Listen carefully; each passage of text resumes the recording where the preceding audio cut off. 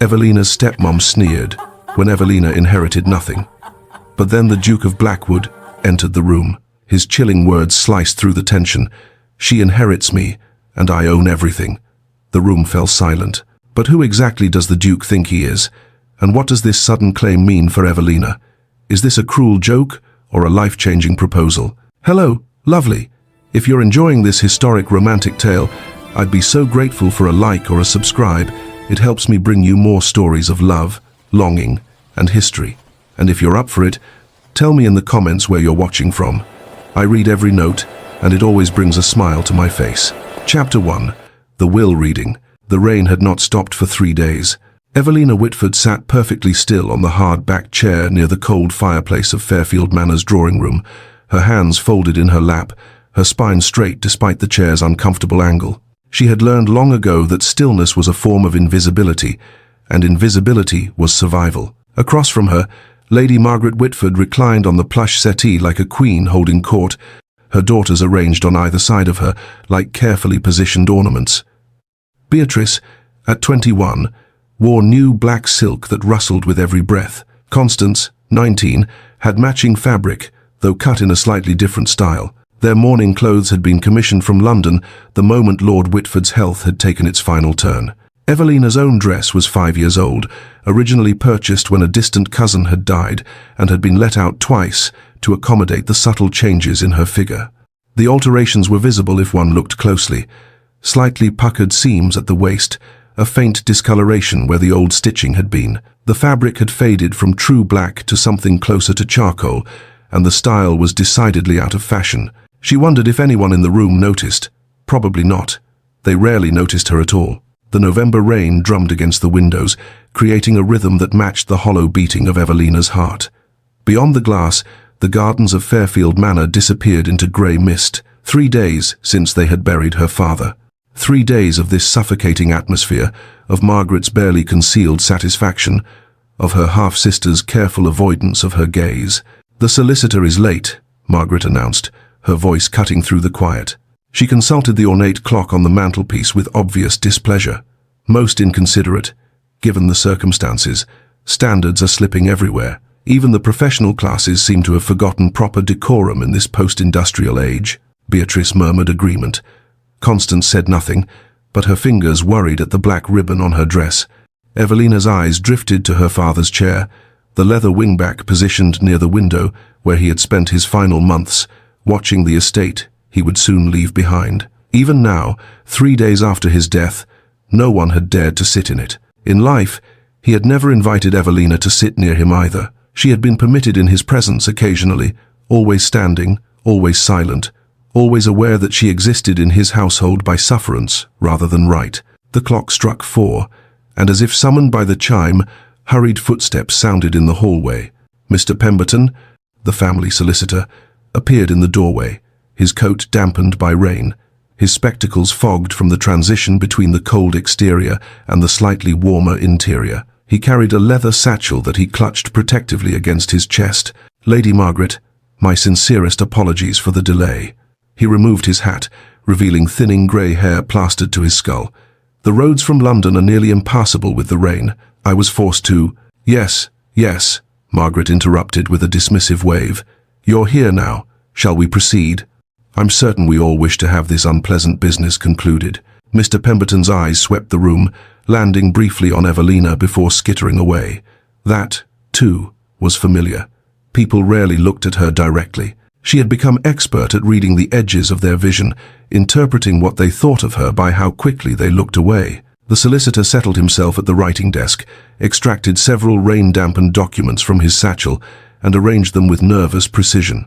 He cleared his throat twice before speaking. "The last will and testament of Edmund Whitford, Lord of Fairfield Manor, written in sound mind on the 15th of July, 1868, 4 months before his death." Evelina's hands tightened in her lap.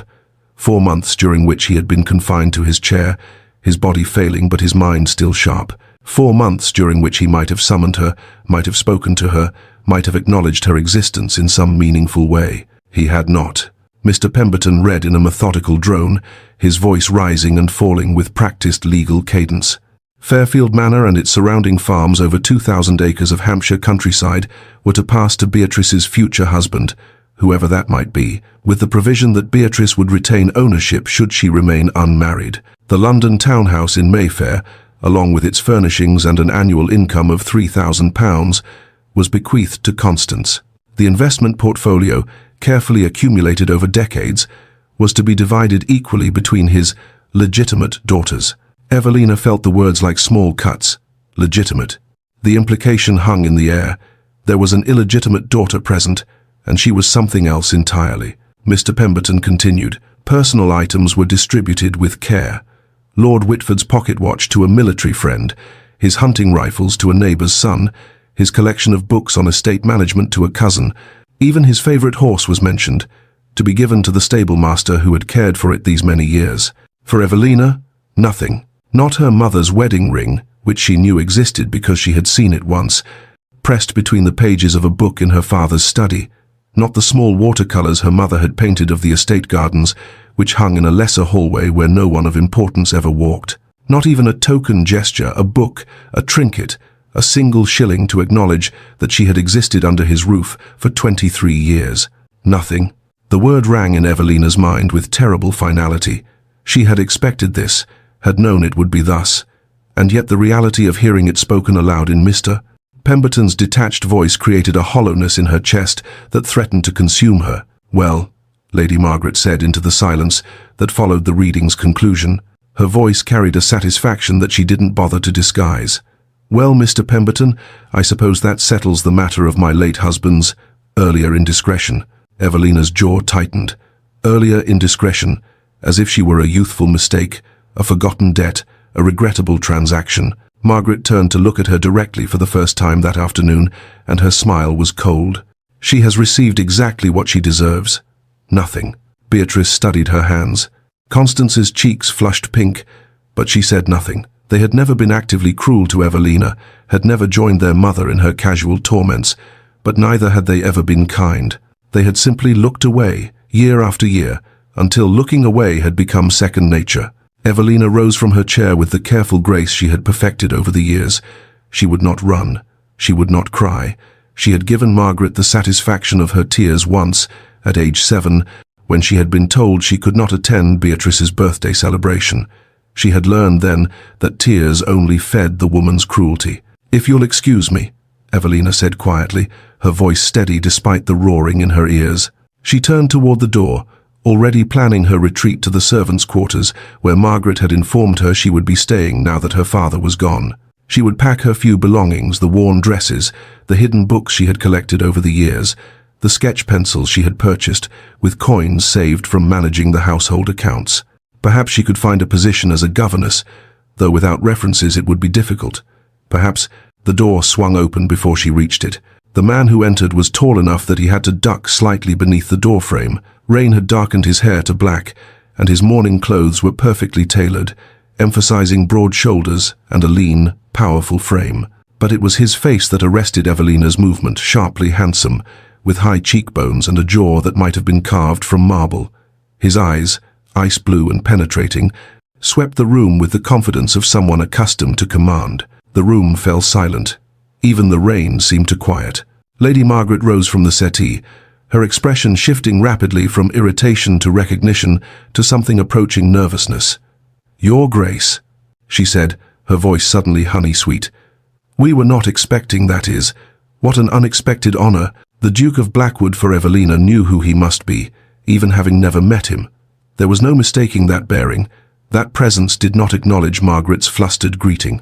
His ice-blue eyes continued their scan of the room, passing over the solicitor, the half-sisters, the empty chair, until they landed on Evelina. She felt the weight of his gaze like a physical thing. No one had looked at her so directly in years. She found she could not look away. "I see I've arrived at an opportune moment," Alexander Sinclair said. His voice was cold, precise, each word clipped with aristocratic authority. He turned to Margaret. "Lady Margaret, you've made an error in your accounting." Margaret's false smile faltered. "Your Grace, I assure you, the will was quite clear. Mr. Pemberton has just finished reading." "Miss Whitford inherits me," Alexander interrupted, his voice cutting through her protest like a blade through silk. "And I own everything." The words hung in the air like a thunderclap. Evelina's mind struggled to process what she had heard. Inherits him? What could that possibly mean? She had never met this man, had never even heard his name mentioned in connection with her father, and yet he stood here, in the drawing room of Fairfield Manor, making pronouncements about her inheritance with absolute certainty. Mr. Pemberton had gone pale. His papers slipped from his fingers and scattered across the desk. "Your Grace, I don't understand." "You will," Alexander said simply. His eyes had not left Evelina. Shortly, Margaret had recovered enough to attempt indignation. "Your Grace, this is highly irregular. The will has been read, properly witnessed, and filed. Whatever claim you believe you have is ironclad," Alexander finished. He finally looked away from Evelina to address Margaret directly, and his expression could have frozen fire. "I have documents that supersede this will. Documents that establish Miss Whitford's rightful inheritance. Documents that I will be more than happy to have my solicitors present to yours, though I suspect Mr. Pemberton may already be aware of certain complications."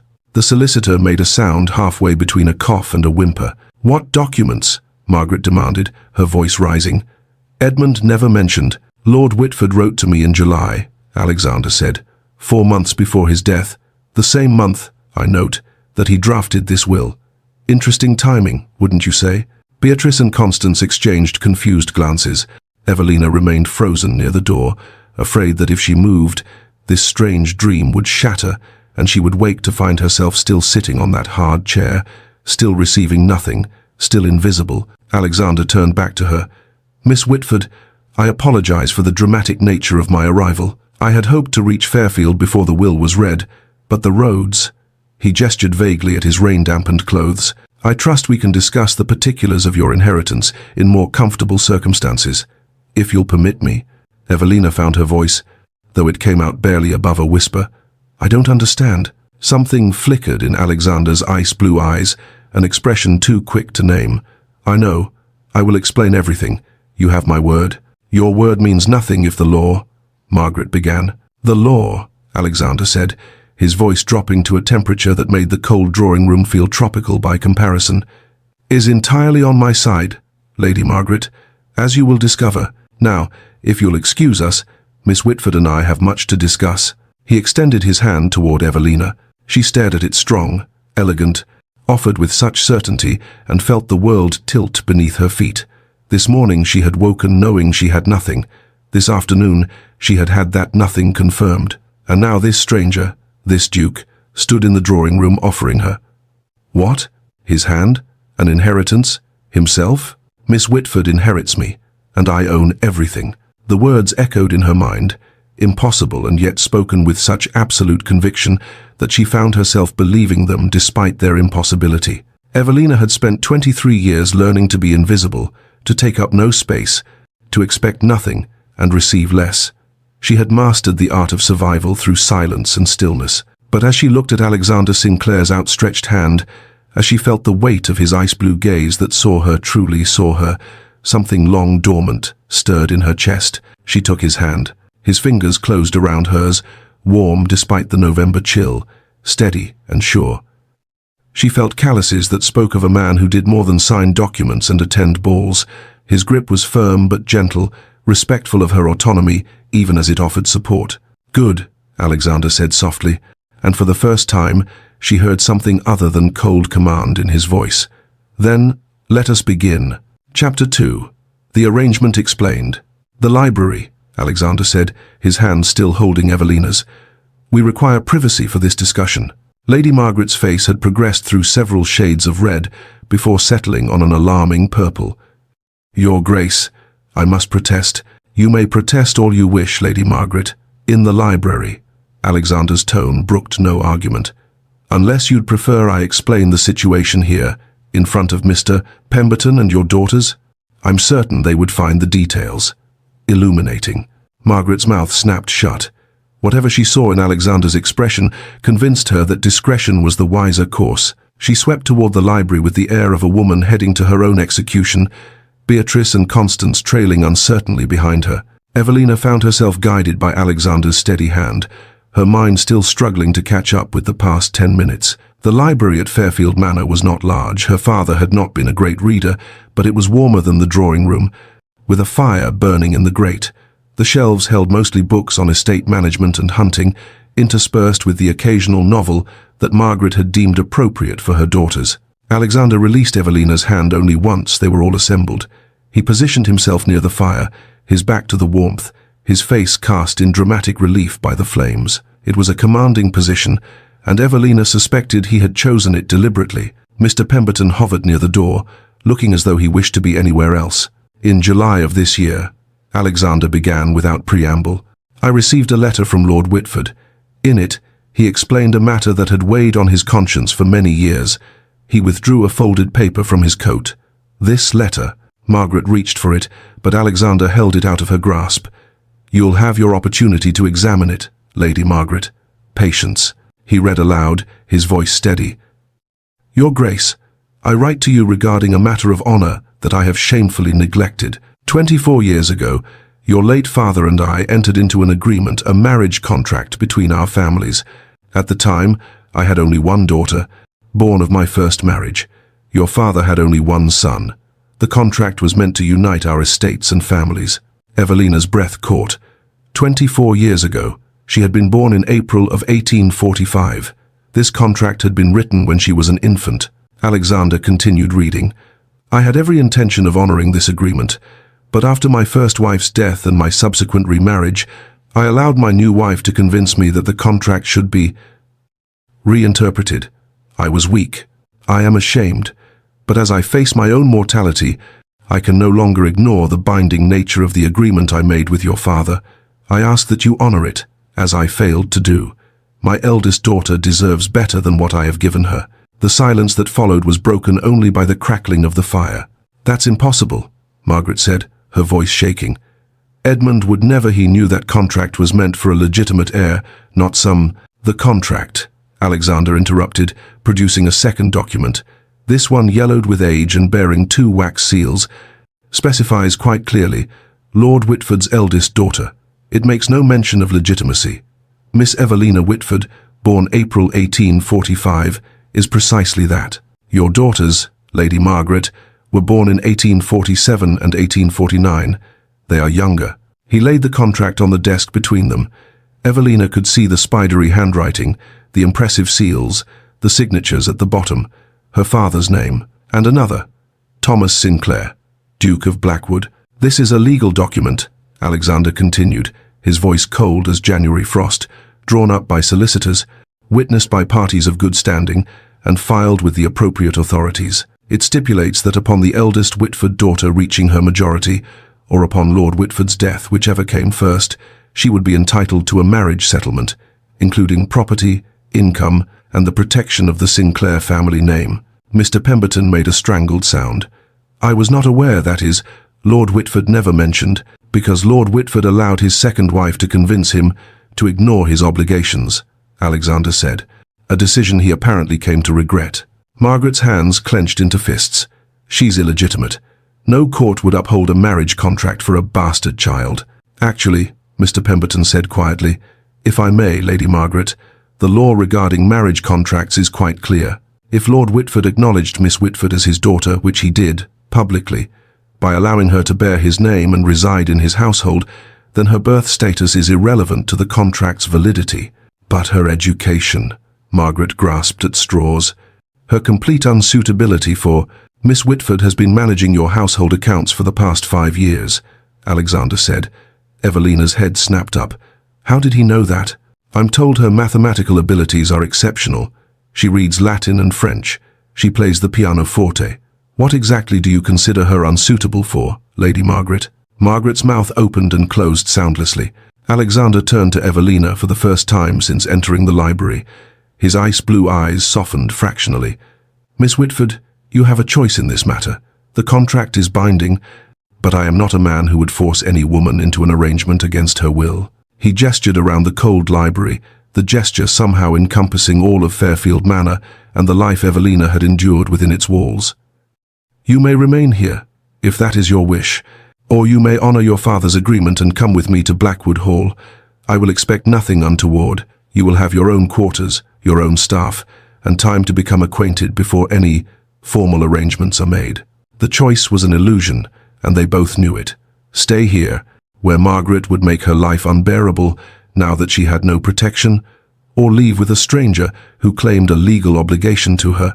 Terror of the unknown warred with certainty of misery. Evelina's eyes moved to Margaret's furious face, to Beatrice's studied disinterest, to Constance's barely concealed relief that she wasn't the one in this position. 23 years.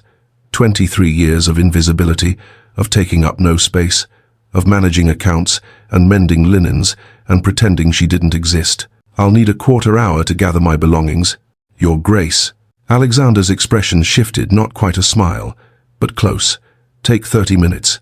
I'll have my driver bring the carriage around. Evelina's room in the servants' quarters was small and cold, tucked under the eaves where the roof sloped sharply. She had lived here for 5 years, since her 14th birthday, when Margaret had decided she was too old to occupy a proper bedroom. She moved quickly, pulling her worn traveling bag from under the narrow bed. 3 dresses, all of them dated and mended multiple times. Her nightgown, 2 pairs of stockings. She wrapped her hairbrush and the small bar of soap she'd saved from last Christmas. Then the hidden things. She pried up the loose floorboard near the window and retrieved her mother's locket, the only thing she had of her. A simple gold oval with a faded miniature portrait inside. 2 books she'd purchased from a traveling peddler with coins saved over years. Her sketch pencils, wrapped carefully in cloth. A knock at the door made her start. Mrs. Doughty, the elderly cook who had been at Fairfield since before Evelina was born, stood in the doorway. Her lined face was wet with tears. I heard what happened, dear girl. She pressed a packet wrapped in brown paper into Evelina's hands. Your mother's recipes. She copied them out in her own hand before she died. I've kept them safe all these years. She'd want you to have them. Evelina's composure, carefully maintained through the entire afternoon, cracked. Mrs. Doughty. You go with His Grace, the old woman said fiercely. You go and don't look back. Your mother would be proud of you. So proud. The embrace was brief, but fierce. Then Evelina was alone again, clutching the packet of recipes and blinking back tears she couldn't afford to shed.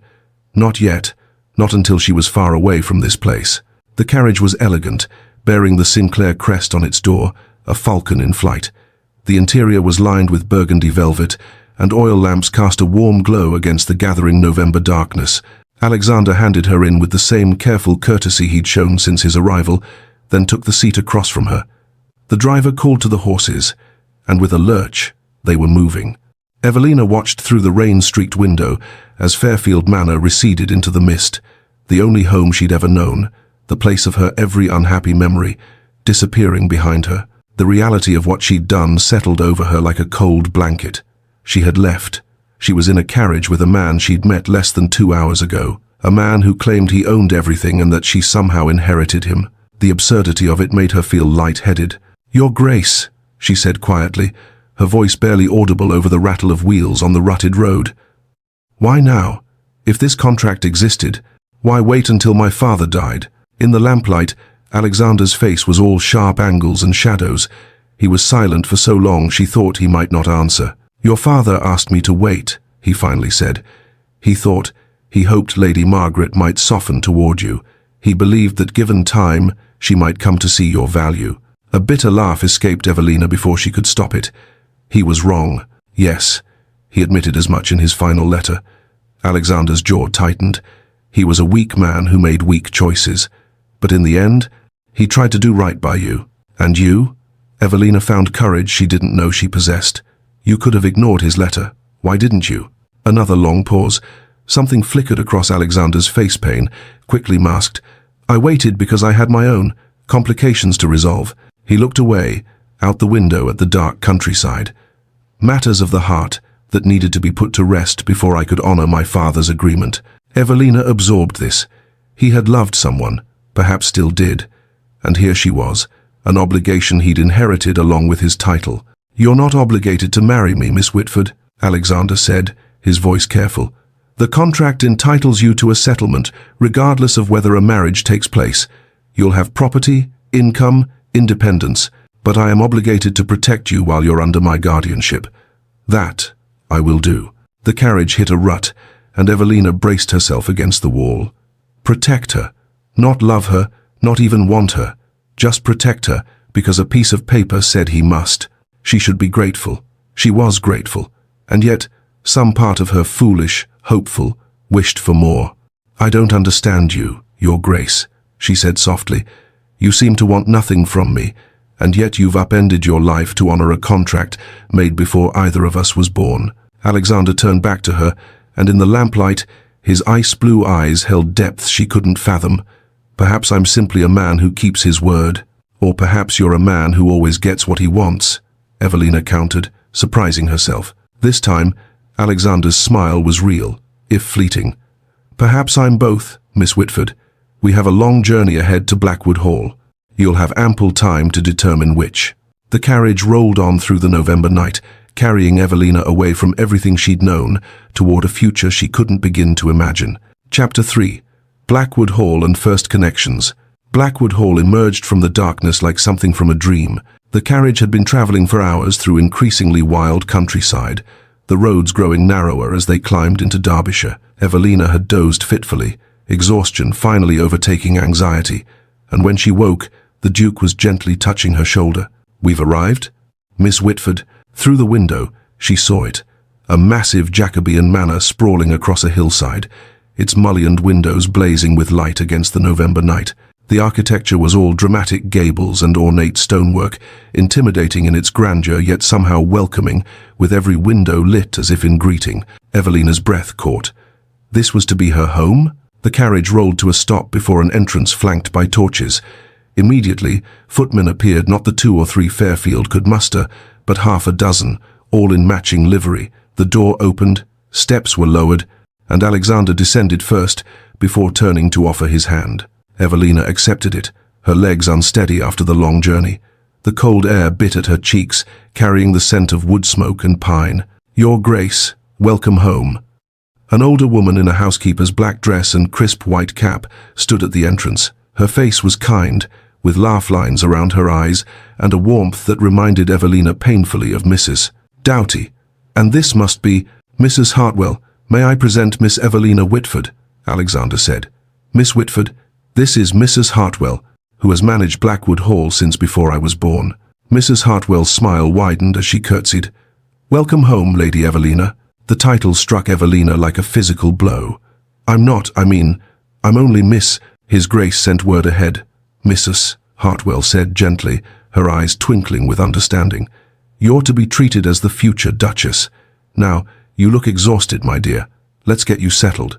Before Evelina could protest, Mrs. Hartwell had taken her arm with maternal efficiency and was guiding her into the house. Alexander followed at a discreet distance.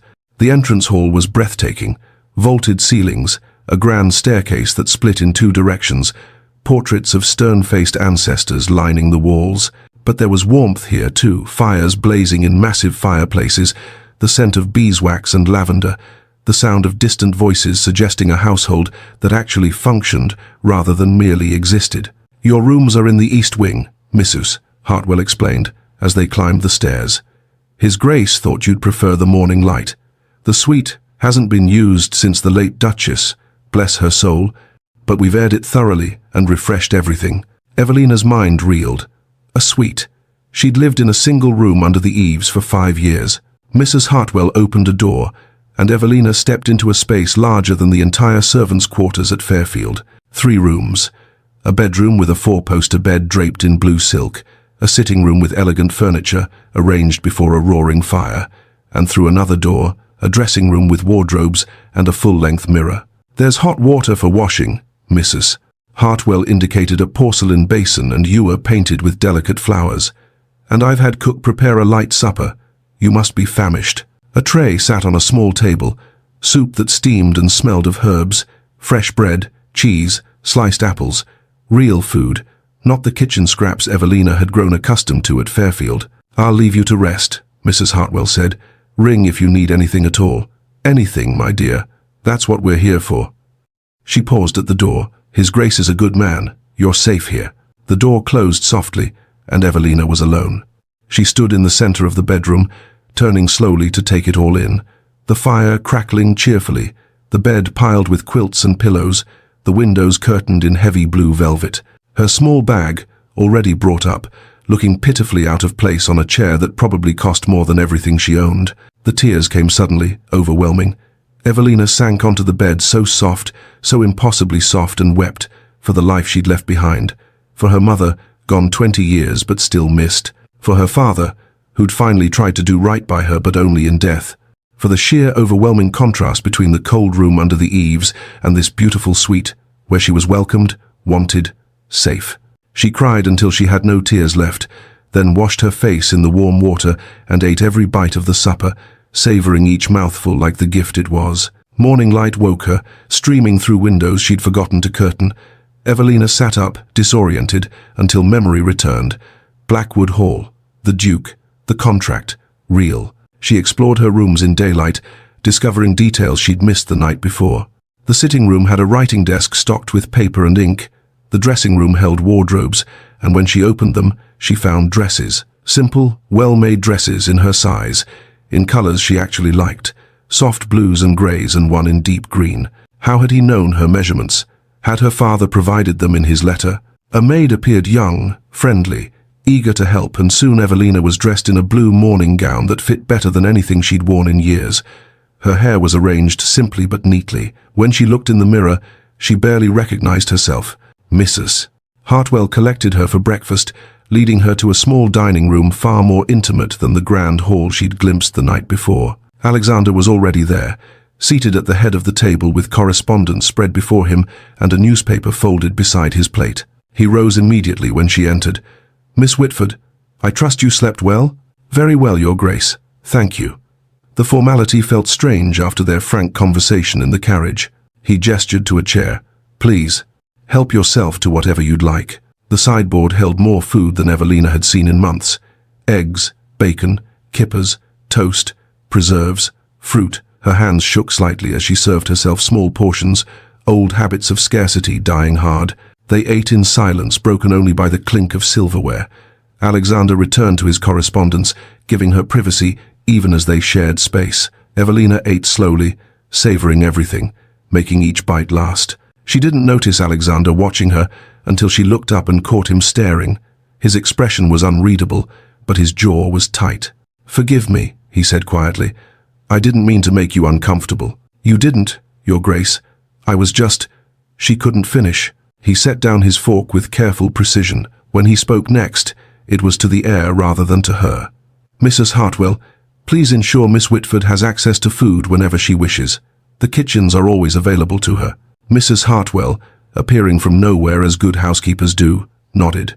"Of course, Your Grace." Evelina's cheeks burned. He'd noticed, he'd understood, and he'd responded with quiet kindness rather than pity. The first week passed in a strange blur of adjustment. Evelina discovered the library, a glorious room lined floor to ceiling with books, at least 4,000 volumes, and spent hours there. Alexander found her one afternoon, curled in a window seat with a volume of poetry. "You're welcome to read anything here," he said. "Complete access. Consider it yours." She began helping Mrs. Hartwell with the household accounts, unable to resist when she noticed a discrepancy in the butcher's bills. Her mathematical abilities impressed the staff, and word spread that the future Duchess was both clever and kind. Alexander observed from a distance. He noticed how she thanked servants by name, how she moved through rooms as if still trying to take up no space, how she sometimes startled when addressed directly, as if expecting censure. He found himself seeking reasons to be in rooms she occupied, the library when she was reading, the morning room when she sketched, always at a careful distance, never intrusive, just aware of her presence. It was day 10 when everything shifted. Evelina had discovered a walled garden behind the east wing, overgrown and wild, but beautiful even in late November.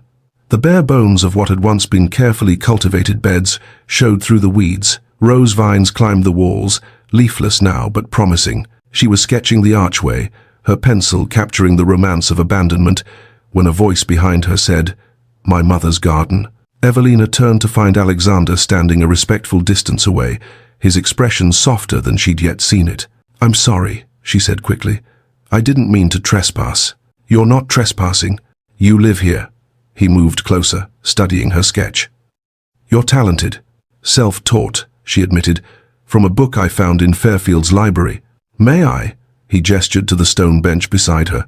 She nodded, and he sat, maintaining proper distance but close enough that she could smell sandalwood and something uniquely him. My mother loved this garden, Alexander said, his voice distant with memory.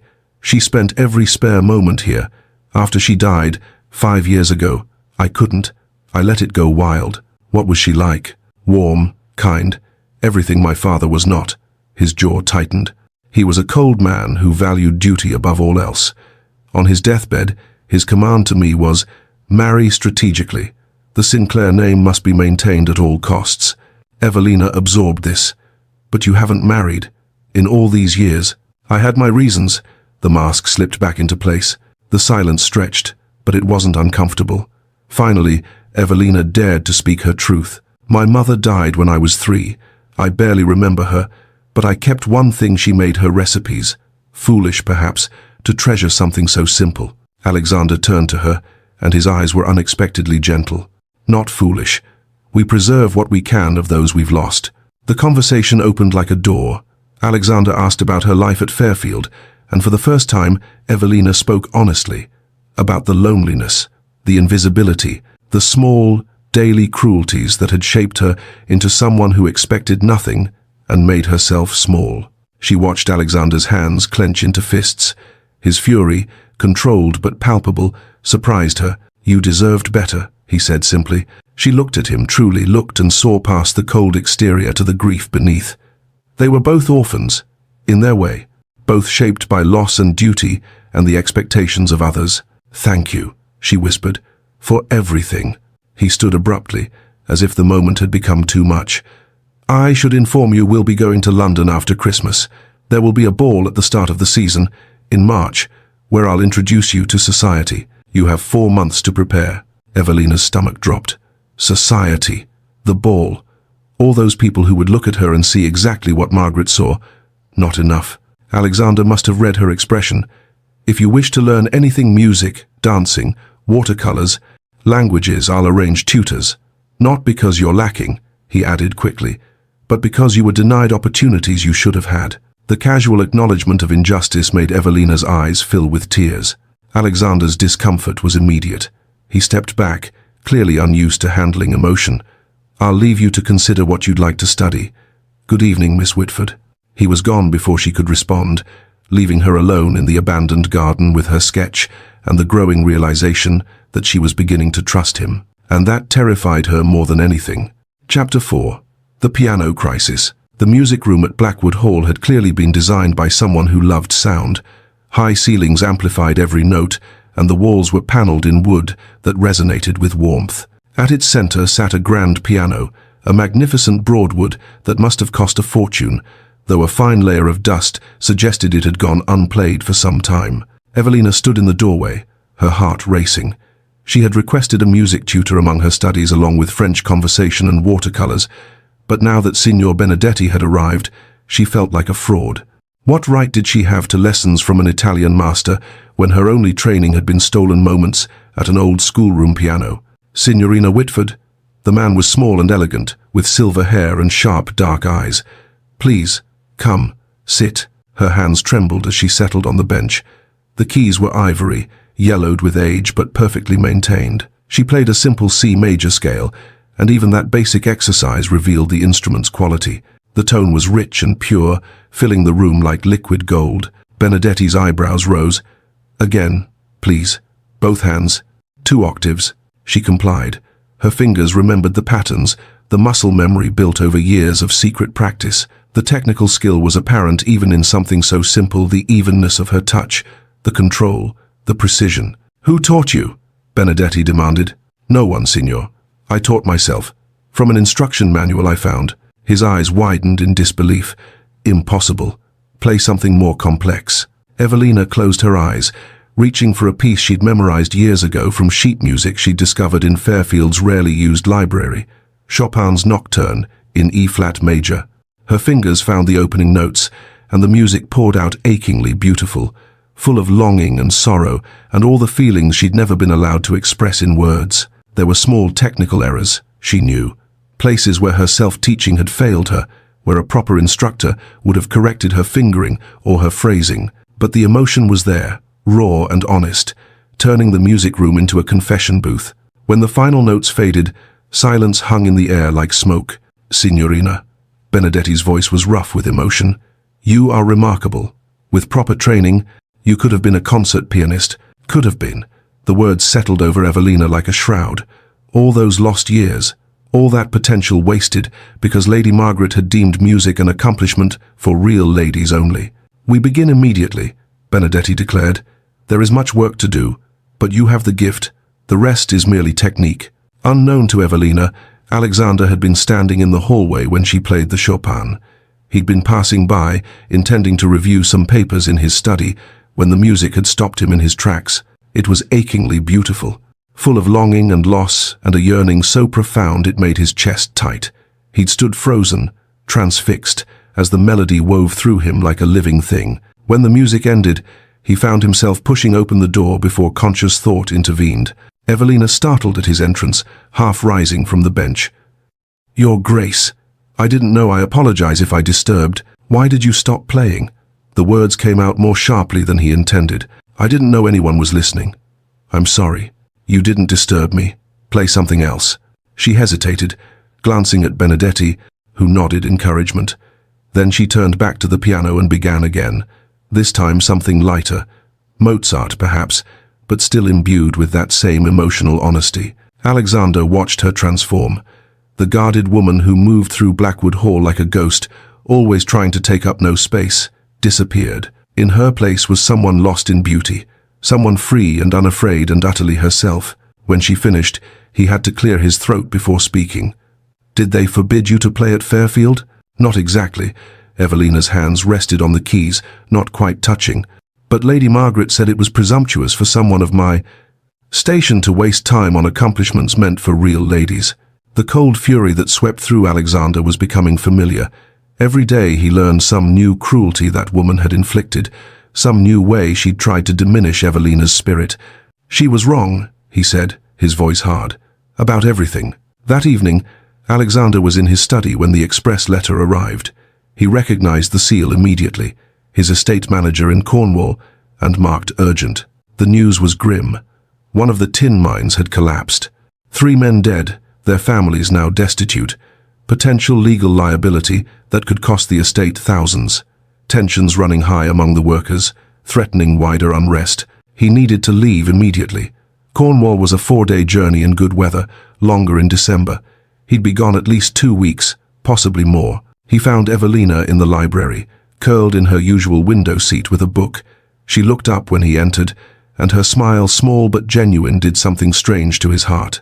"Miss Whitford, I'm afraid I must leave Blackwood tomorrow. Estate business in Cornwall. A mine collapse." The fear that flashed across her face was quickly masked, but he'd learned to read her. "Of course, Your Grace. I'll be perfectly fine. You think I'm abandoning you?" "No, your business is obviously important. Lives are at stake." He moved closer, drawn by something he didn't quite understand. Closer than was proper, close enough to see the green flecks in her eyes. "Miss Whitford, Evelina, I am coming back. You're safe here. Mrs. Hartwell and the staff will care for you, and I've left instructions with my solicitor. If you need anything at all, send word." She looked up at him, and he saw the vulnerability she tried so hard to hide. Years of abandonment had taught her not to trust promises. "I've never broken my word," he said quietly. "I won't start now." She nodded, not trusting her voice, and Alexander had to physically restrain himself from offering comfort.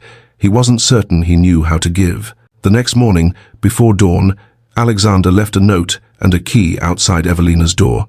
He couldn't bear to wake her, couldn't bear another goodbye, so he did this instead. "The books in my study are precious to me. I trust you with them. There's a journal on the 3rd shelf, my mother's. You might find it companionable. A.S." When Evelina found it later that morning, she held the key in her palm for a long moment. His private study, his mother's journal. This was trust, freely given, and it moved her more than any grand gesture could have. The 2 weeks passed in a strange rhythm. Evelina practiced piano for hours daily, her skills improving dramatically under Benedetti's exacting instruction. She explored Alexander's study, running her fingers over the spines of books he'd chosen himself, sitting in his chair, imagining him there, and she read the late Duchess's journal. January 10th, 1843.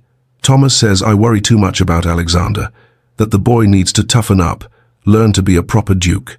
But he's only 7 years old, and I see how he flinches when his father speaks harshly, how he tries so hard to be what's expected. I wish I could tell him it's acceptable to feel, to want, to need, but Thomas would never allow it. Page after page revealed an intelligent, witty woman trapped in a lonely marriage, pouring her warmth into a son who was being systematically taught to suppress every soft emotion. Evelina found parallels to her own life, but also understanding of Alexander's controlled nature. He'd been trained from childhood to wall off his heart. That he showed her any kindness at all was remarkable. She began managing more household affairs, working alongside Mrs. Hartwell with the accounts and menus. The staff responded to her with genuine affection, and Blackwood Hall started to feel like something she'd never had before, home. But she also struggled with Alexander's absence. She missed his quiet presence across the breakfast table, the way he'd appear in whatever room she occupied, always at a careful distance but there nonetheless, his rare almost smiles when she said something that surprised him. The realization hit her one evening as she sat alone in the music room, playing for an audience of empty chairs. She was falling in love with him. The thought terrified her. What if he could never return such feelings? What if she was simply an obligation he'd chosen to honor? The letter arrived on day 12. Evelina recognized the seal, the Fairfield Manor solicitor. Her hands shook as she broke it open. Miss Whitford, I write on behalf of Lady Margaret Whitford to inform you that the purported marriage contract between yourself and His Grace the Duke of Blackwood has been challenged on grounds of your illegitimate birth. Lady Margaret demands your immediate return to Fairfield Manor. Failure to comply will result in legal action against His Grace for unlawful confinement and potential kidnapping charges. You are further informed that any settlement or property claims based on said contract will be vigorously contested in court. I remain, etc., Mr. Grimsby, solicitor. The paper slipped from Evelina's fingers. Legal action. Kidnapping. What if Alexander decided she was too much trouble? What if he realized the scandal would damage his name beyond repair? Mrs. Hartwell found her 20 minutes later, still standing frozen in the entrance hall where the letter had been delivered. My dear, what's wrong? Evelina handed her the letter wordlessly. The housekeeper read it, her expression darkening. Then, surprisingly, she chuckled. That woman never learns, does she? What if His Grace decides I'm not worth the trouble? Child, look at me. Mrs. Hartwell took Evelina's hands. His Grace isn't a man who backs down from challenges, and I've seen how he looks at you when you're not watching. Evelina's heart stuttered. How does he look at me? Like you're a puzzle he's trying to solve, and like maybe he wants to be solved in return. Alexander returned 3 days later. In the middle of a December snowstorm, he was covered in travel dust, exhausted from 4 days of hard riding, but his first words to the footman who took his coat were, "Where is Miss Whitford?" "The music room, Your Grace." He found her there, playing something melancholy that matched the grey light filtering through snow-covered windows. She stopped mid-phrase when she saw him, and relief flooded her face so completely it took his breath away. "You came back. I said I would." He moved closer, noting the shadows under her eyes, the tension in her shoulders. "What's happened?" Wordlessly, she handed him Margaret's letter. Alexander read it, his expression growing progressively colder. Then, surprisingly, he laughed a short, harsh sound devoid of humor. "She has no legal standing whatsoever. My solicitor will respond. You're not going anywhere." A pause, waited with things unsaid. Then, quietly, "Unless you want to leave?" Evelina's whispered response, "No, I don't want to leave." Something shifted in Alexander's expression, hope, perhaps, or fear, or some combination of both. He was still standing close, still in his travel clothes, completely improper.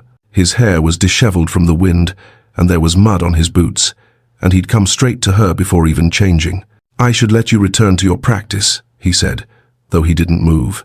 "I'm told you've been making remarkable progress." As he finally turned to go, Evelina spoke. "Your Grace, I read your mother's journal. Thank you for sharing her with me." Alexander stopped. For just a moment, vulnerability showed in his face. She would have liked you. After he left, Evelina returned to the piano, but her mind was elsewhere. The walls around her heart were crumbling, and she had no idea how to stop it, or if she even wanted to.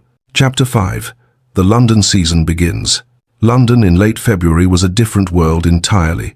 The Sinclair townhouse in Mayfair was elegant, all cream-coloured stone, and tall windows overlooking a square planted with bare winter trees, but it felt less like home than Blackwood Hall. The rooms were smaller, the ceilings lower, the air tinged with coal smoke and the constant rumble of carriage wheels on cobblestones. Evelina noticed the change in Alexander almost immediately. In Derbyshire, he had been gradually softening, those careful walls lowering inch by inch. Here, surrounded by the rigid hierarchies and watchful eyes of London society, his ducal armour snapped back into place. He was colder, more formal, every movement calculated for public consumption. It frightened her more than she wanted to admit. "We'll begin making calls tomorrow," he informed her over breakfast their second morning in town.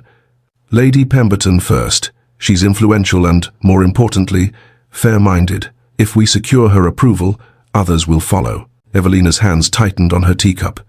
"And if we don't, we will." It wasn't confidence, exactly.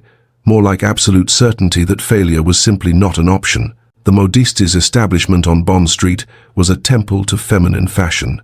Madame Rousseau, tiny, French, terrifyingly chic, circled Evelina like a predator evaluating prey. "She has good bones," the woman declared in heavily accented English, "and the colouring unusual, but we work with it. Your Grace, you have vision for what you want?"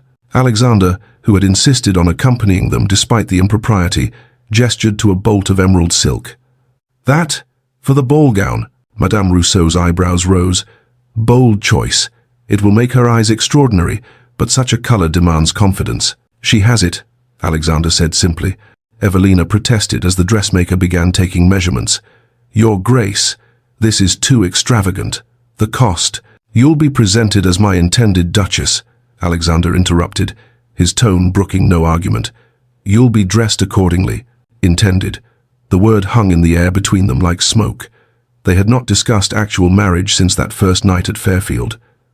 The contract entitled her to a settlement regardless. She could take the money, the property, and walk away. Neither of them had acknowledged that truth aloud, but it shadowed every interaction. Madame Rousseau's sharp eyes missed nothing. Love match or arrangement. "Does it matter?" Alexander's voice was cold. "For the dress, no. For the woman wearing it, yes." The modiste smiled knowingly. "Don't worry, Your Grace. I make her beautiful either way." Lady Pemberton's drawing room was packed when they arrived the following Tuesday. Evelina recognized the tactical nature of the invitation. Immediately this was a test, designed to evaluate her under pressure. Lady Pemberton herself was 60, handsome rather than beautiful, with intelligent eyes and a reputation for progressive politics. She greeted Evelina warmly enough, but the other women in attendance were less welcoming. Lady Ashford, rail-thin and dripping diamonds. Mrs. Drummond-Burrell, whose power over Almack's vouchers could make or break a debutante. The Duchess of Lennox, young and beautiful, and watching Evelina with undisguised curiosity. "Miss Whitford," Lady Ashford began, her voice sweet as poisoned honey. "And where are your people from?"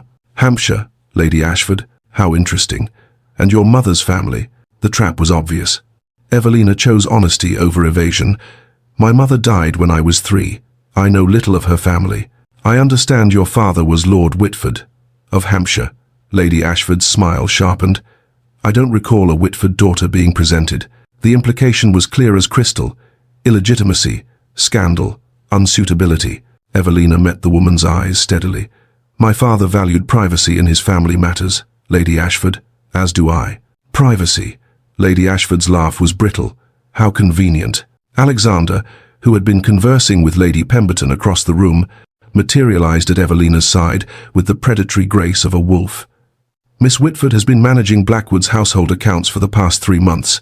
Her mathematical abilities are remarkable. Perhaps you ladies might consult her on the new budgeting reforms Parliament is considering for estate management." He'd skillfully redirected the conversation from scandal to competence, and Lady Pemberton, bless her, seized the opportunity. "Indeed, I'd be most interested to hear your thoughts, Miss Whitford.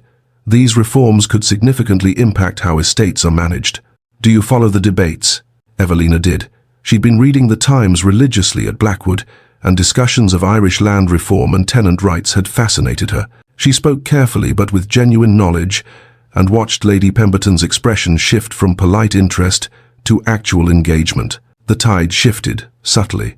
Not complete acceptance, but a crack in the wall of dismissal. As they were leaving, Evelina overheard Lady Ashford's stage whisper to Mrs. Drummond-Burrell, "He must pity the poor girl." What else could it be? The words struck like a blade between her ribs. That evening, Evelina found Alexander in the library of the townhouse. He was reviewing correspondence, but looked up immediately when she entered. "Why are you doing this?" The question burst out before she could stop it. "Truly?" Alexander set down his pen with careful precision. "The contract obligates me to protect you, and you've proven yourself more than capable of being a duchess. But you don't love me." The words fell into silence like stones into water. Alexander's face went carefully blank. "I don't know if I'm capable of that anymore," he said finally, "but I respect you. I enjoy your company. Isn't that a better foundation than the passionate matches that burn out?" Evelina's heart clenched. He was offering her pragmatism, partnership, everything except the one thing she had begun to desperately want. And what if I wanted more than respect? Alexander looked at her with such intensity she almost stepped back. His ice-blue eyes held something raw and unguarded for just a moment before the mask slammed back into place. "Then you might be disappointed," he said, his voice rough. "I am not an easy man to love." "No," Evelina agreed quietly, "but perhaps I am not an easy woman to love either." The conversation ended there, both of them shaken, neither willing to push further toward truths they weren't ready to face. Lord James Hawthorne arrived the next afternoon while Alexander was out. He was everything. Alexander was not gregarious, charming, with laugh lines around his eyes and an easy manner that immediately put people at ease. "Miss Whitford, a pleasure to finally meet you properly." Alexander's spoken of little else these past months. Evelina doubted that very much, but appreciated the kindness. "Lord Hawthorne, would you like tea?" "Actually, I need to speak with Alexander." "Is he in?" "He's gone to his club. Is something wrong?" Hawthorne hesitated, clearly debating how much to share. "Lady Margaret is in London." Evelina's stomach dropped.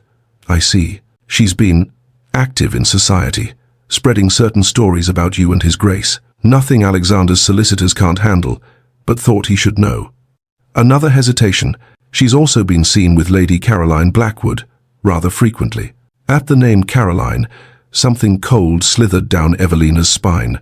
Alexander's face had gone carefully blank when Hawthorne mentioned it, and Evelina noticed. After Hawthorne left, she confronted Alexander directly. "Who is Caroline?" "Someone from my past. It's not relevant. If Lady Margaret thinks it's relevant enough to parade her around London, perhaps I should know." Alexander's jaw tightened. He moved to pour himself brandy, then seemed to think better of it.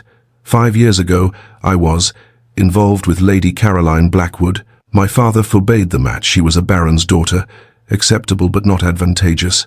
I was prepared to defy him. He delivered the next part flatly, emotionlessly. Caroline chose to marry the Earl of Harwich instead, for his title and wealth. Evelina absorbed this. "Did you love her?" "I thought I did, but I was young and foolish. And now? If she's in London." Alexander met her eyes, and she saw old pain there, carefully locked away. "Now I am engaged in honoring a contract with you. Whatever I felt then is irrelevant." It wasn't the reassurance she wanted. It wasn't a declaration that he felt nothing for Caroline now, just that his duty to Evelina took precedence. She should be grateful for his honesty. Instead, she felt hollow. The night before the ball, Evelina couldn't sleep. Her mind raced with images of tomorrow, the scrutiny, the whispers, Margaret's poison spreading through society like disease, and Caroline, beautiful, titled, Appropriate Caroline. She found herself drawn to the music room, settling at the pianoforte and playing softly, something melancholy that matched her mood. I heard the music. Couldn't sleep either. Alexander stood in the doorway, still dressed but rumpled, as if he'd been pacing his own rooms. "I'm sorry if I disturbed." "You didn't." He moved into the room, closing the door behind him with improper intimacy. "Tomorrow weighs on you." "Tomorrow, Caroline, all of it." He sat beside her on the bench closer than proper, but darkness made its own rules. "I'm not good at this. At feeling. My father trained it out of me, and Caroline, what happened with her made me believe it was better to feel nothing. And yet you feel anger on my behalf. You feel protective. You feel something. Yes, he admitted quietly, and she heard the fear beneath the word. And it terrifies me. The confession hung between them, fragile and honest. Tomorrow will be difficult, Alexander said. Society will judge you. Margaret will try to destroy you, but I will be beside you. That I can promise. I'm not afraid of society's judgment anymore, Evelina whispered. I'm only afraid of what? Of this not being real, of waking up and finding myself back at Fairfield. Alexander did something unprecedented. He took her hand, his fingers warm and solid around hers. This is real. Whatever else it is, or isn't, it's real. They sat there in the darkness, hands clasped, both terrified of tomorrow and of the feelings neither was quite ready to name. Outside, London slept. Inside, two damaged souls found something that might, someday, resemble hope. Chapter 6. The Ball and Margaret Strike. Evelina stood before the full-length mirror in her chambers and barely recognized the woman looking back. The emerald silk gown fit perfectly, its color transforming her eyes into jewels. Madame Rousseau had outdone herself. The bodice was elegant without being ostentatious. The skirt fell in graceful lines that suggested wealth without screaming it. Her hair had been dressed by a lady's maid Alexander had hired, swept up with subtle artistry that emphasized the slender column of her neck. But the transformation was internal as much as external. The invisible girl who had sat on a hard-backed chair at Fairfield Manor, expecting nothing and receiving less, was gone. In her place stood a woman who had survived, who had learned to value herself, who refused to be diminished. Mrs. Hartwell appeared in the doorway, and tears immediately filled her eyes. "Oh, my dear, you look like a duchess." Evelina turned from the mirror, feeling the silk whisper around her legs. "I feel like an imposter." "Then you're a magnificent one." The housekeeper squeezed her hands. "Hold your head high tonight. You've earned this." Evelina's resolve hardened. She would not let Margaret win. Not tonight. Not ever again. The ballroom of the Sinclair London residence had been transformed into something from a fairy tale. Crystal chandeliers blazed with hundreds of candles, hothouse flowers impossible in March, but procured at enormous expense, filled every corner with the scent of roses and lilies. An orchestra occupied a raised platform, their instruments gleaming. 300 guests packed the space, all of London's elite crammed into one room to witness the Duke of Blackwood's mysterious intended. Evelina waited at the top of the grand staircase, her hand resting lightly on Alexander's arm. He looked devastating in formal black, every inch the powerful Duke. But when he looked down at her, something softened in his ice-blue eyes. "Ready?" he murmured. "No, but let's proceed anyway." His lips quirked in that almost smile she'd come to treasure. "That's my girl." They descended together, and Evelina felt the collective weight of 300 gazes. The conversations died away like a wave receding. She heard the intake of breath, saw the fans snap open, watched mouths form whispered words she was grateful she couldn't hear. But she kept her head high, her steps measured, her hand steady on Alexander's arm. Not because she felt confident, but because she refused to give them the satisfaction of seeing her falter. At the bottom of the stairs, Alexander led her to the receiving line. His voice carried across the suddenly silent ballroom. "Lady Evelina Whitford, my intended bride." The words were a declaration, a claim, a line drawn in the sand. The reactions were mixed. Some guests offered genuine warmth. Lady Pemberton's smile was encouraging, Lord Hawthorne's greeting charmingly enthusiastic. Others barely concealed their disdain, their curtsies perfunctory, their eyes assessing and finding her wanting. Evelina smiled and nodded and murmured appropriate responses, all while her heart hammered against her ribs. Then Margaret arrived. She swept in like a ship in full sail, Beatrice and Constance trailing in her wake like reluctant dinghies. Her gown was purple silk pushing the boundaries of half-mourning for Lord Whitford, and diamonds glittered at her throat and wrists. Her smile was venomous as she approached. "Your Grace," she curtsied to Alexander with exaggerated deference. What a quaint gathering. Then she turned to Evelina, and her eyes were cold as January frost. "How unexpected to see you here, my dear. Playing dress-up, are we?" Every instinct screamed at Evelina to shrink, to apologize, to disappear.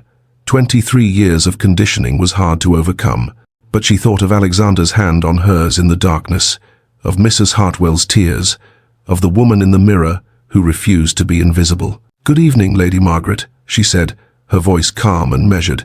How kind of you to attend." The social cut was subtle but unmistakable. Evelina turned away to greet the next guest, dismissing Margaret as if she were of no consequence whatsoever. Margaret's face flushed purple to match her gown. When Alexander led Evelina onto the dance floor for the first waltz, the rest of the room faded away. His hand was warm at her waist, properly positioned but somehow intimate. They moved together with surprising ease. All those lessons with the dancing master had paid off, and Evelina found herself relaxing into the rhythm. "You're doing beautifully," Alexander murmured. "I'm terrified." "I know. So am I." She looked up at him, surprised. "You? Afraid?" His expression was unguarded for once, vulnerable in a way she'd rarely seen. "Of what I'm feeling, of what it means." The music swelled around them, Strauss or something equally romantic, and they danced in charged silence. Evelina felt it then, the shift between them, the acknowledgement of something neither was quite ready to name. He cared for her, perhaps not love, not yet, but something real and growing. When the dance ended, polite applause rippled through the ballroom. Alexander kept her hand in his a moment longer than necessary, and Evelina felt hope bloom, dangerous and bright in her chest. The evening progressed in a blur of introductions and conversations. Several young ladies cut Evelina directly, turning their backs with deliberate rudeness, but others, impressed by Alexander's obvious devotion, engaged her in genuine conversation. She discussed the recent Irish land reforms with a member of Parliament's wife, debated the merits of Chopin versus Liszt with a music patron, held her own in discussions of estate management and household economics. She was holding her own, and it felt like victory. Then came the supper interval. Margaret had been drinking champagne steadily throughout the evening, the color high in her cheeks, her movements increasingly unsteady. Evelina had been watching her warily, sensing the storm building. It broke during the pause between dancing and supper. Margaret's voice, pitched to carry across the suddenly quiet room. "Your Grace, I must commend you on your charitable nature. Taking in my late husband's byblow and elevating her so far above her station, though I wonder if you've considered the scandal when the truth of her origins becomes widely known." The room went deathly silent. Every eye turned to Evelina. This was the moment she dreaded: public humiliation, her illegitimacy thrown in her face before all of London society. But something had changed in Evelina over these past months. She was no longer that frightened girl on the hard-backed chair. She stepped forward, and her voice rang clear and steady. "Lady Margaret, I have never hidden my birth. Yes, I am Lord Whitford's daughter, born before his marriage to you. But my father acknowledged me, provided for me, and made arrangements for my future. If there is shame in my existence, it is not mine to carry." She paused, letting the words sink in. "I have spent my life being told I am less than others because of circumstances beyond my control. But the Duke of Blackwood sees me for who I am, not the circumstances of my birth. I am grateful for his regard, and I will endeavor to be worthy of it." Stunned silence greeted her words. Then, unexpectedly, Lady Pemberton began to applaud. Others joined in tentatively at first, then with growing enthusiasm. Not everyone, not even most, but enough to shift the tide. Margaret's face turned an alarming shade of purple. Alexander stepped forward and took Evelina's hand. His voice rang across the ballroom with ducal authority. "Lady Margaret, your presence here is no longer welcome. I must ask you to leave." Gasps rippled through the crowd. A duke publicly ejecting a guest was scandalous, unprecedented. "You cannot," Margaret sputtered. "I can and I am. You have maligned the woman I intend to marry. You have attempted to destroy her reputation out of spite. I will not tolerate it under my roof." He turned to address the assembled guests, his hand still holding Evelina's. "Miss Whitford is the most remarkable woman I have ever known. She has more intelligence, more grace, and more genuine nobility than half the people in this room who inherited their titles. I am honored that she has agreed to become my wife." It wasn't quite a declaration of love, but it was the closest Alexander had come. Evelina's eyes filled with tears, not of sadness, but of overwhelming gratitude. Margaret stood frozen, fury and humiliation warring on her face.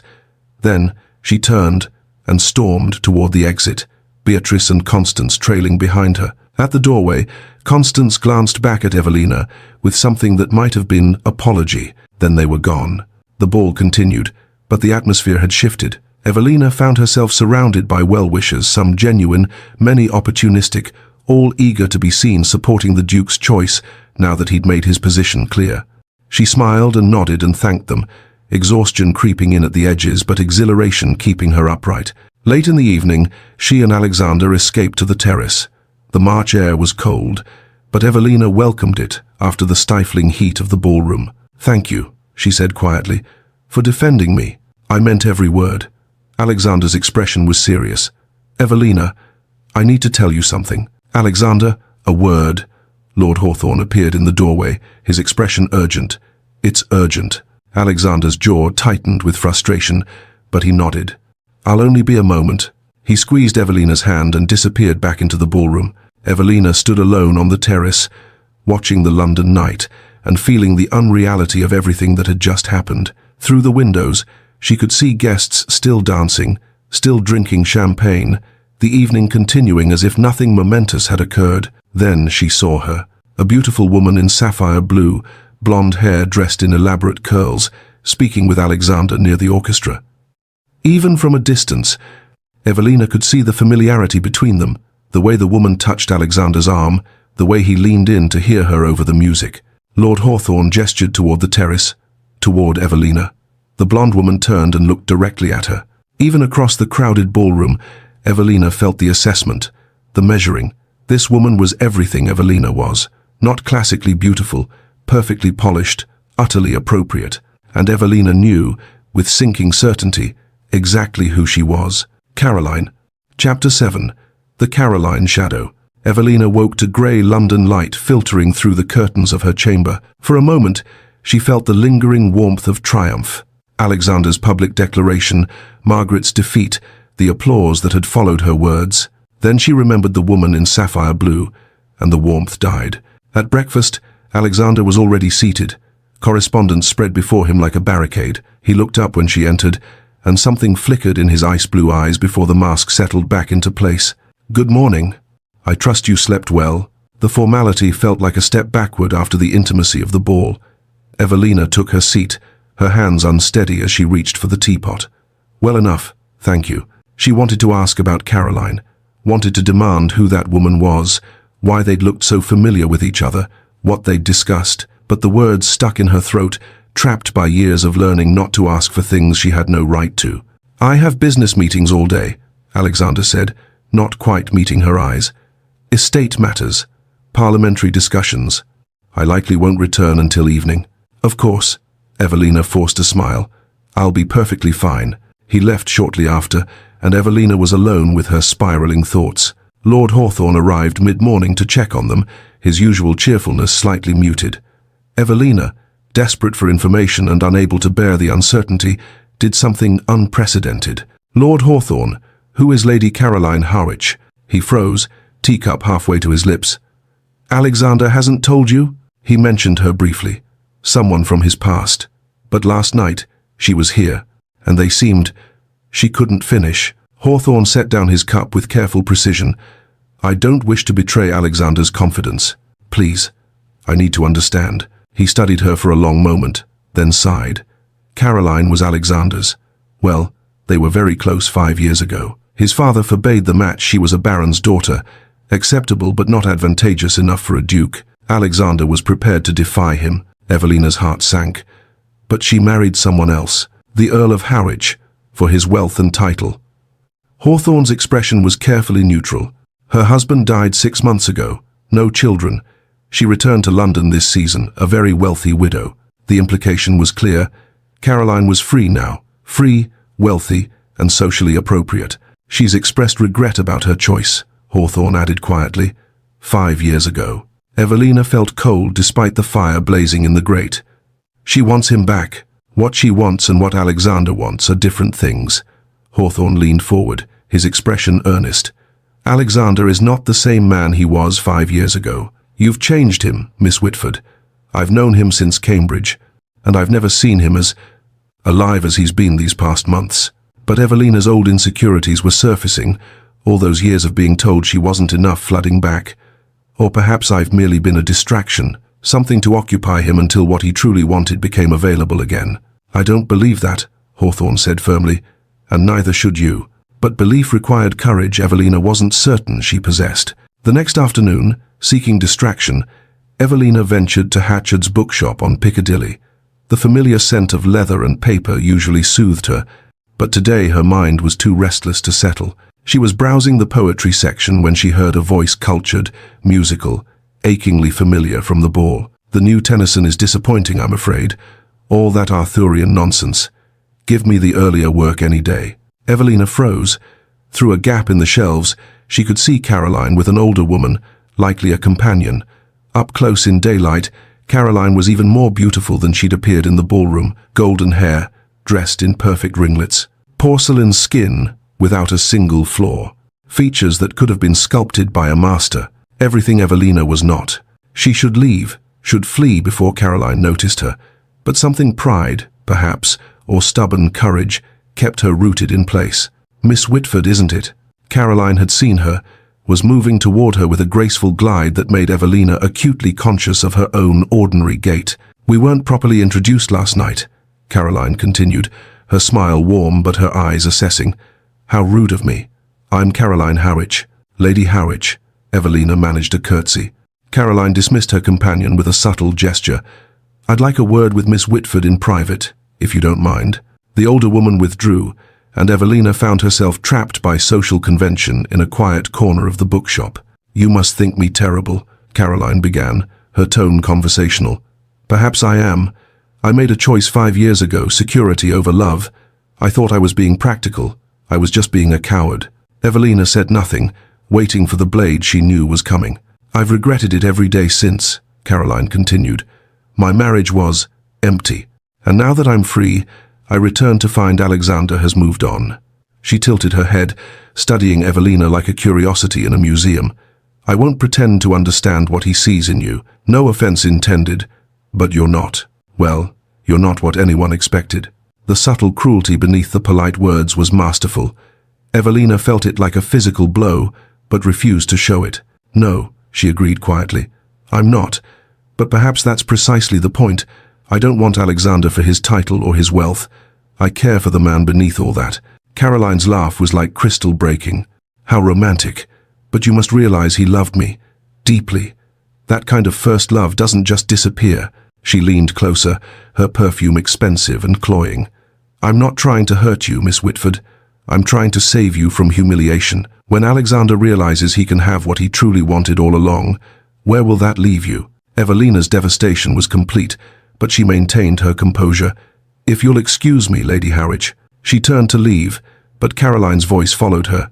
"He hasn't told you he loves you, has he?" The arrow hit its mark with devastating precision. Evelina fled. Back at the townhouse, Evelina's composure shattered. She stood in her chamber, Caroline's words echoing endlessly. "He hasn't told you he loves you." He hadn't. In all these months, through all their conversations and shared moments, Alexander had offered her protection, respect, partnership, but never love. What if he was only with her because of the contract?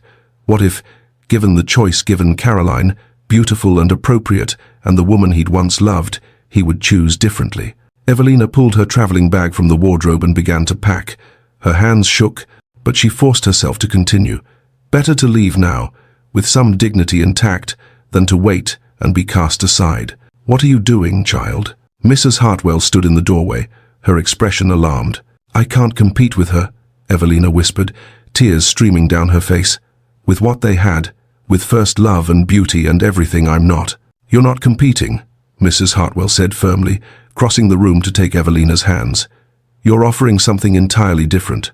But Evelina couldn't hear it. The old wounds had reopened, and she was drowning in the certainty of her own inadequacy. Alexander found the half-packed trunk when he returned that evening. His face went deathly pale. "What is this?" Evelina forced herself to meet his eyes. "I think perhaps we should reconsider this arrangement." "Why? What's happened?" "I met Caroline today." At his sharp intake of breath. "She loves you still, or so she says." Alexander's jaw tightened. "What she feels is irrelevant." "Is it? Can you honestly tell me you feel nothing for her?" The pause was too long. "I loved her once, 5 years ago, but that man doesn't exist anymore. And what about the man you are now? What does he feel? Why are you doing this?" Alexander's frustration was palpable. Evelina's voice broke. "Because you've never said you love me. You've offered me protection, respect, partnership, but not love, and I've realized that She couldn't continue. You what? Alexander demanded. I've fallen in love with you, she whispered, and I can't bear to be second choice to a ghost. Alexander stood frozen, clearly unprepared for this confession. His walls snapped into place, his face going carefully blank. Love is not. I cannot. Cannot what? Feel it? Or admit it? Evelina, I have spent 5 years teaching myself not to be vulnerable, not to want things I cannot have, not to feel, and yet you feel anger. You feel protectiveness. You felt wounded by Caroline's betrayal.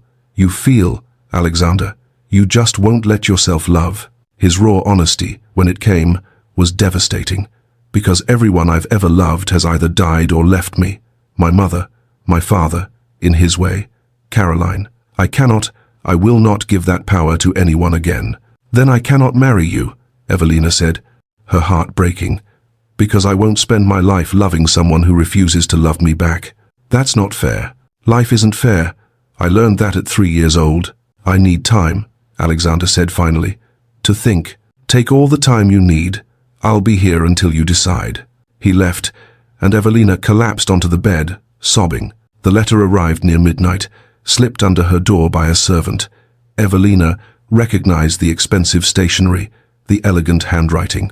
Miss Whitford, I thought you should know Alexander came to see me this evening. We talked for 2 hours. Whatever he decides, I hope you understand. Some bonds cannot be broken. C. H. Evelina's world shattered completely. She made her decision. In the morning, she would leave. Chapter 8. Confrontations and Revelations. Dawn broke grey and cold over London. Evelina had not slept. She finished packing by candlelight, her movements mechanical, her mind numb. Everything she owned fit into one small trunk and a traveling bag. 23 years of existence, reduced to this. She left the note on her writing desk, the words blurring through her tears as she wrote them. Your Grace, I release you from all obligations. The contract can be dissolved. Thank you for your kindness these past months. I will never forget it. E. W. Simple, dignified, final. She found a footman in the hallway and requested transport. Where to, miss? He asked. The question stopped her. Where indeed? She had no money of her own, no friends in London, no references for employment. The bitter irony settled over her like a shroud. She had to return to Fairfield, back to Margaret. She was loading her trunk when she heard footsteps on the stairs. Heavy, hurried. Then Alexander appeared at the end of the hallway, and her breath caught. He looked terrible. His hair was disheveled, his cravat missing, his waistcoat unbuttoned.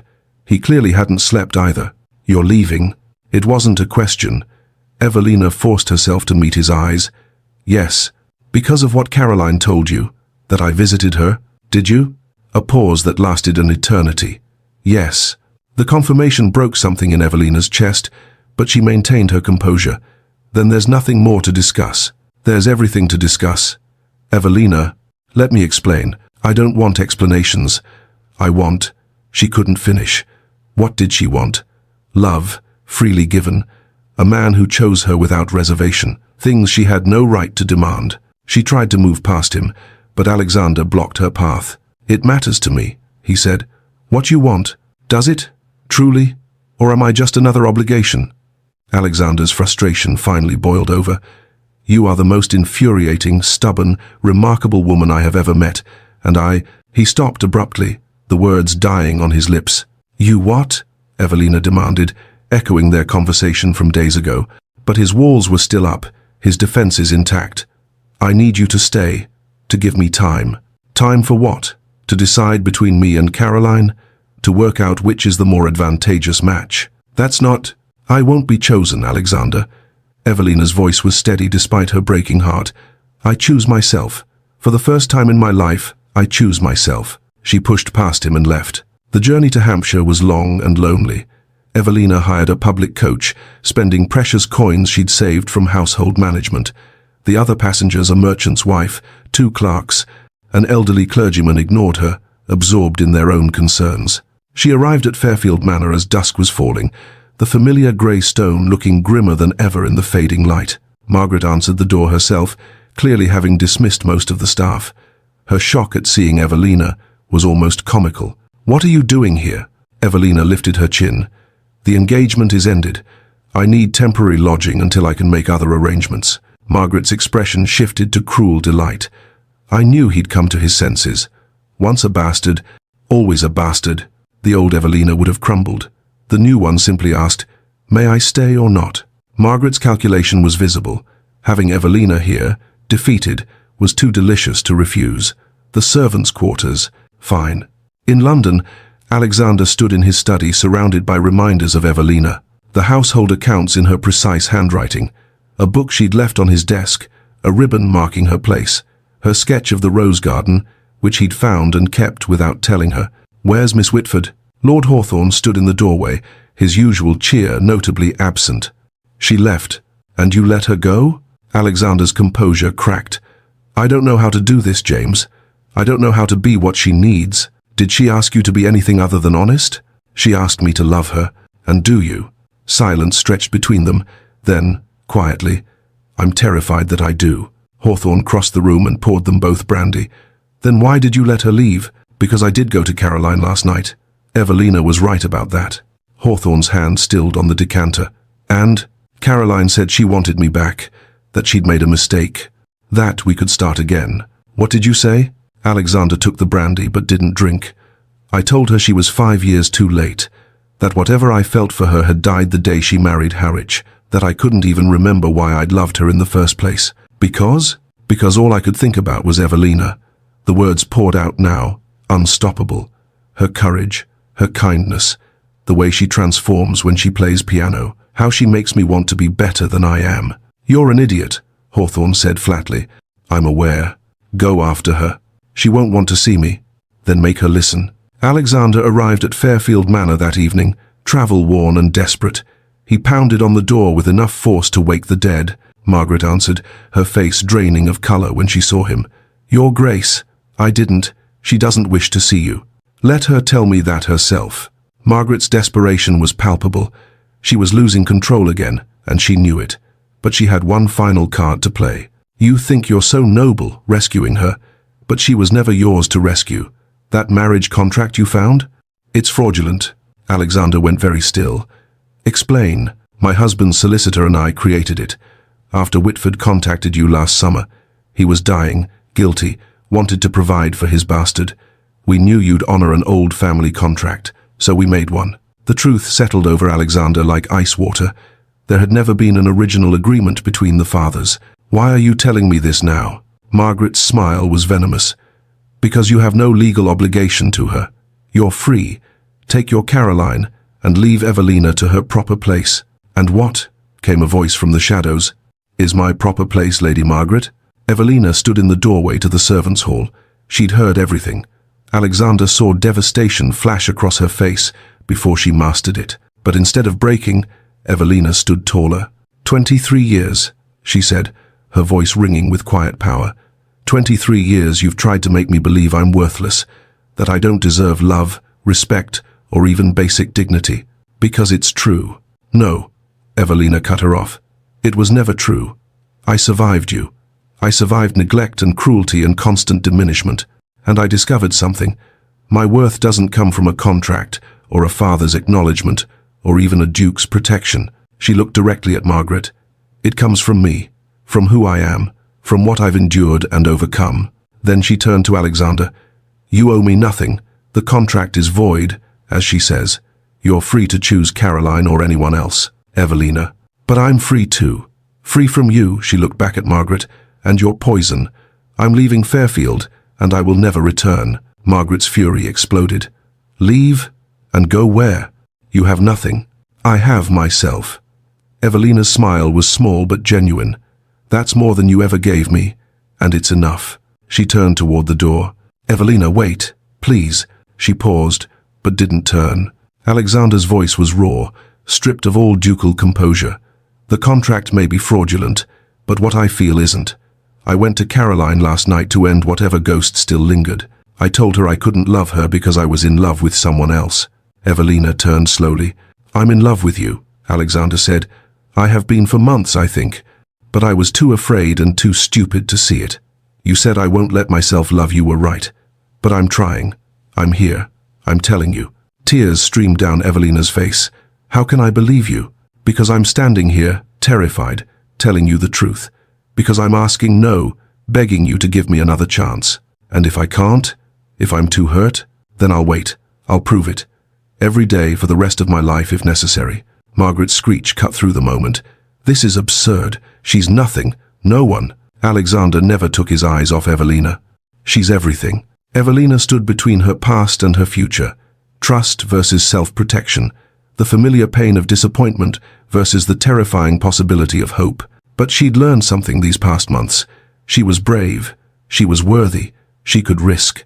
"I love you," she told Alexander, "but I won't be a replacement for anyone. You're not. You never were. And I need you to work on letting me in, on not running when things are difficult." "I will. I promise." She took a step toward him, then another, then yes. "I'll give us another chance." Alexander closed the distance and took her hands in his. "Thank you." He kissed her, then tender and full of promise and relief. Their first kiss, witnessed by a furious Margaret whose protests faded into blessed irrelevance. When they finally pulled apart, Evelina was smiling through her tears. "Take me home?" "Always," Alexander said. "Always." Chapter 9. True Inheritance. Evelina woke to sunlight streaming through the windows of her chambers at Blackwood Hall, the light golden and warm, with the promise of late April. She lay still for a moment, savoring the quiet, before memory returned. Today was her wedding day. She rose and moved to the window.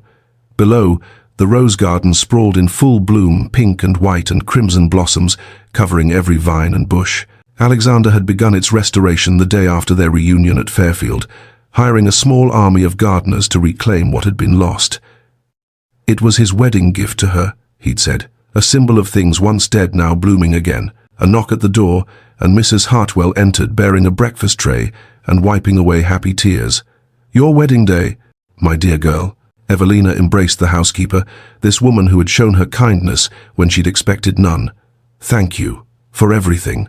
As she ate, Evelina reflected on the journey that had brought her here. 5 months ago, she'd been the invisible girl on the hard-backed chair, inheriting nothing, expecting nothing, worth nothing in the eyes of those who should have loved her.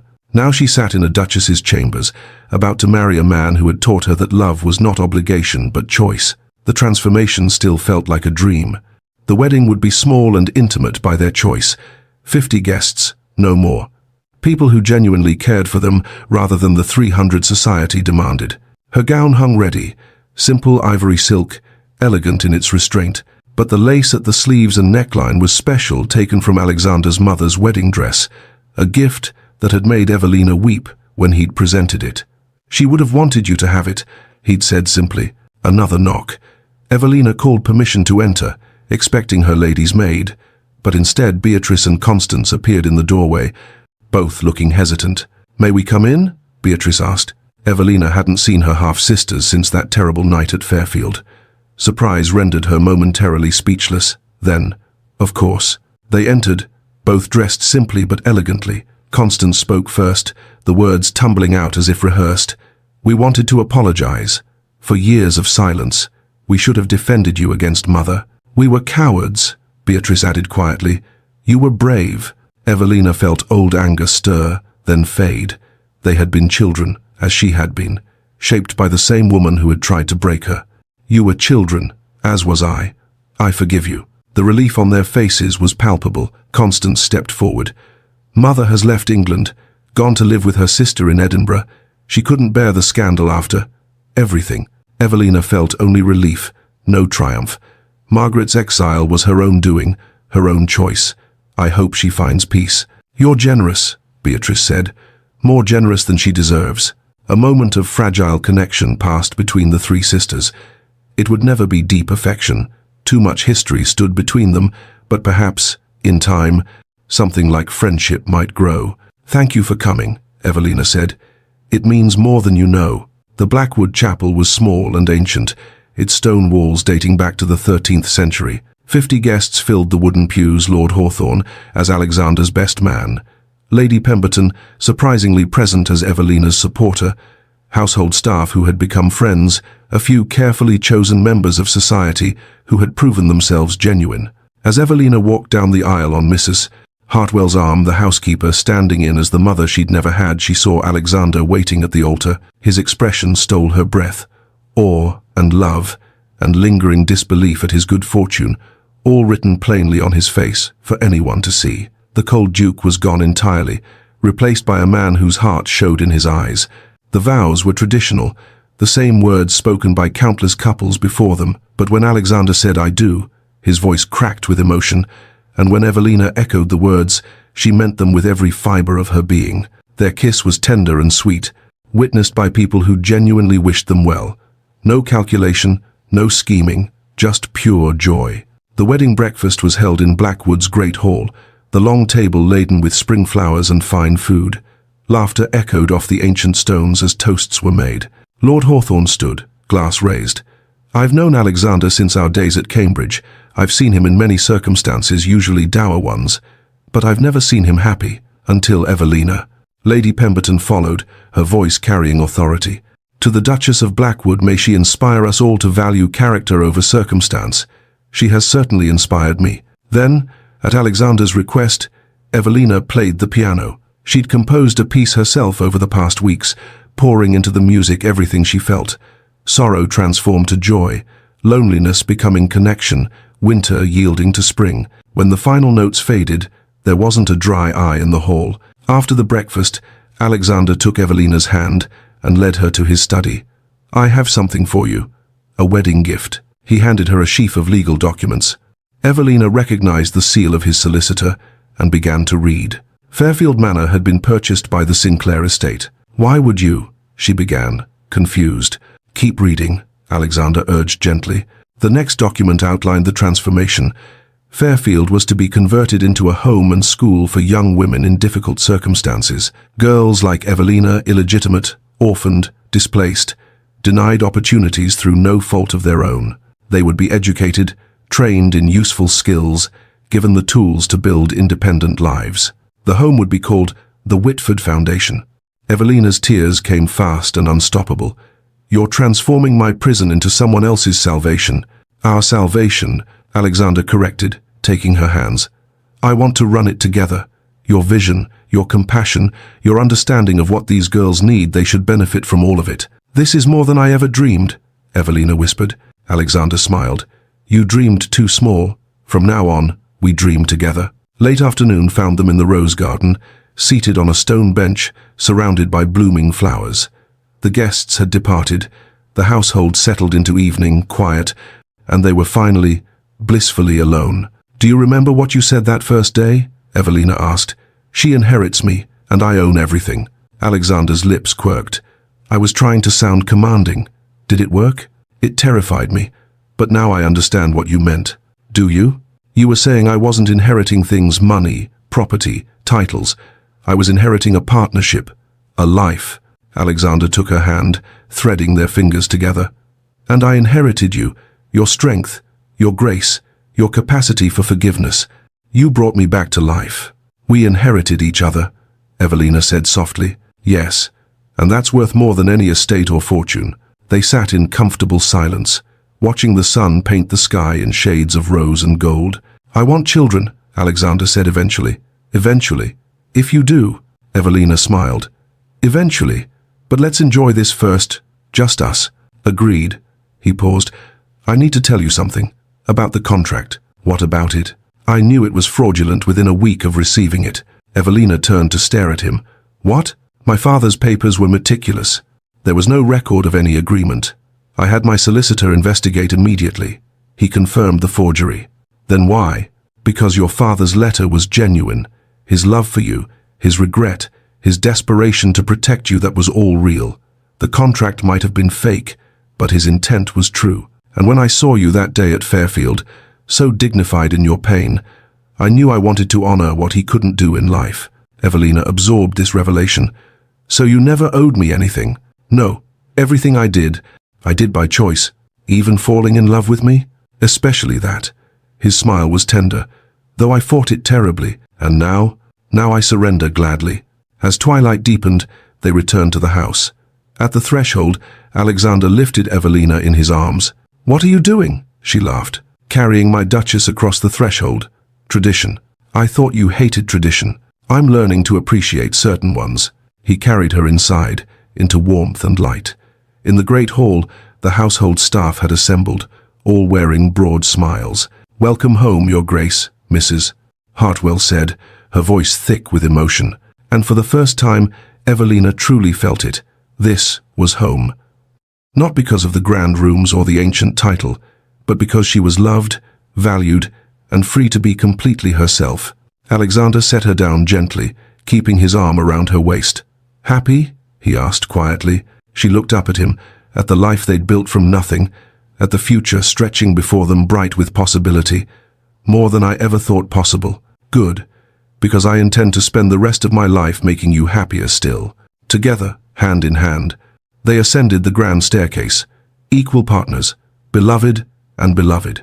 The girl who inherited nothing had gained everything that truly mattered. And the duke who owned everything had finally found something worth more than all his wealth: love, freely given and joyfully received. In the rose garden beyond the windows, the last light faded from the sky, and the flowers once dead, now blooming, released their sweetness into the spring night.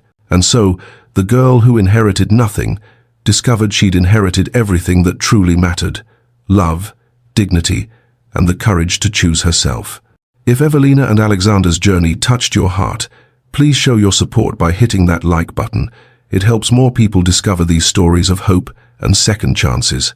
What did you think of Evelina's transformation, or Alexander's struggle to open his heart?